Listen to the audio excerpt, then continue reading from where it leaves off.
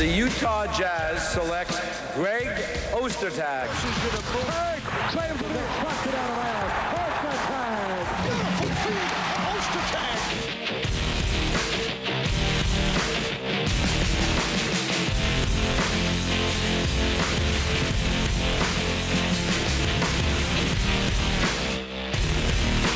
Hard by Kerr. Ostertag with it. Ostertag, there's a face that only the mother of a hockey player could love. Oh, we're happy to have that face back here in Salt Lake City in the KSL studios. Greg Ostertag, yes, you're back. I am back. Thanks for joining us. I know the teeth don't come out anymore, though. So did you get them fixed? Yeah, I got them fixed. Well, that was kind of disappointing. We were hoping for the... No, the teeth don't come out anymore. Well, how awesome is it to be back? How cool is that? I mean, it's been a while now, right? It has been. It's. I was telling you, it's. I think last time I was here was for Larry's funeral. So 8 years ago. Wow. Yeah. But I always loved living here. This is a great place to live. It's just too far from Texas. Yeah. Looking back on that '97 team, the Jazz were so close for so many years to get to the NBA Finals. You were young at that time, but what was the key to that team finally breaking through and getting over the hump? Things just fell in the right place.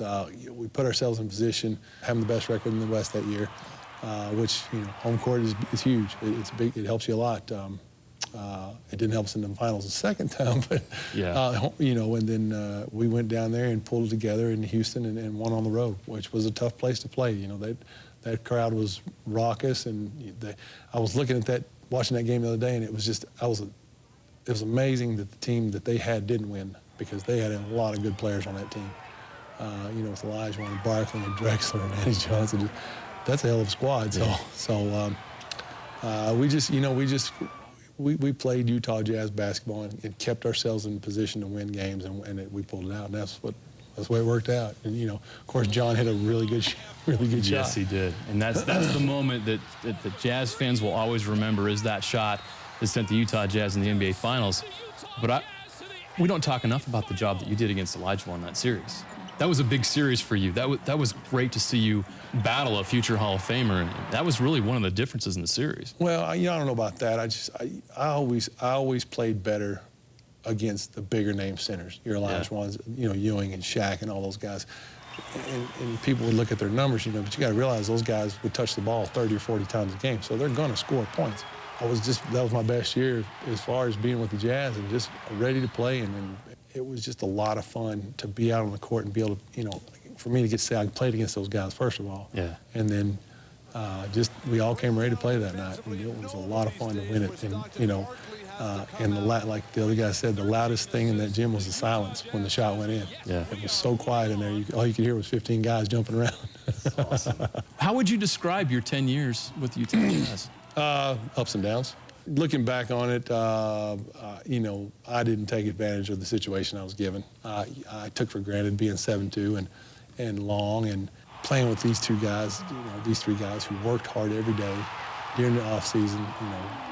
When you look at Carl Malone, he's a monster, and John played basketball all summer long, and I just didn't take advantage of the situation I was given, and used my height to the best of the ability that it had, that I was given right there. So, in the long run, I blew that opportunity, and I have a lot of regrets about it. But at the same time, when I played here, I had a lot of fun, even with the ups and downs. I enjoyed playing for the Utah Jazz, and I consider myself a member of the Jazz family forever. I wanted to ask you about your relationship with Jerry Sloan. Great. We remember it in the past. I mean, you speak of ups and downs. I mean, you guys butt heads all the time. Now you look back on it.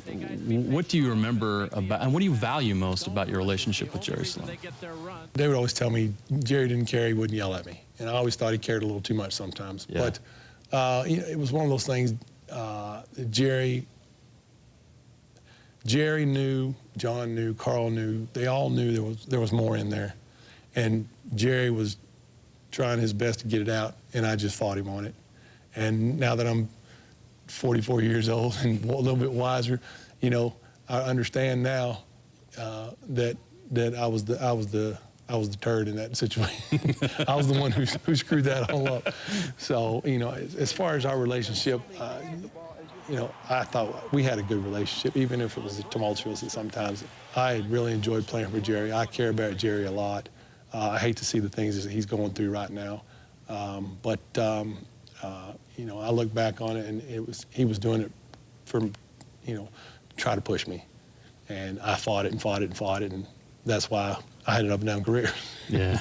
Now that you've had 20 years to process it and look back on it, do you appreciate what that team accomplished and what it means to the people here in Utah? Well, yeah, you know, the people here live for the Utah Jazz, and you know, and it's nothing against Utah and BYU, because they live for that stuff too. But this is really the only thing in town. So, and they're huge Jazz supporters. I remember, you know, very well during those years that, especially during the playoffs, it was so loud that Jimmy could barely hear the ball hit the floor. And I was standing next to John a couple times, I couldn't hear the ball hit the floor. And as a player, you know, that really could take it to another level. And we were a good team. We were a really good team, and people didn't like playing us because we were going to screen you, we were going to hit you, we were going to foul you. And, you know, when we ran the same place, we never changed them up, and we still score with them. So the reunion on Wednesday night is going to be awesome. Tickets for the 1997 anniversary celebration are available at utahjazz.com with no online fees. The Jazz are offering a special package that evening where fans can get an $18 upper bowl seat and a Papa John's pizza at the game. And halftime is something you don't want to miss with all these guys back. So you're John, saying you can get an Jerry. $18 pizza and a seat comes with Is that where you're going to be? Yeah. That might be the best seat in the house. $18 pizza with a seat. Yeah, well, there you go. Absolutely. There you go. You'll take it. Craig, thanks so much for Absolutely. joining us. Thank you. It's good to catch up with you again. We'll see you. Great to see you back in See you Utah. on, where's Zippy, man? You know where he's at. I know. He's golfing. Thinks he can play golf. So I saw his picture over there, and he's gotten old. We all have. Look what happens in 20 years, That's huh? right. That's right. Yep. Well, thanks for having me. Father Time's undefeated. That's right. Well, Thanks, man. yep.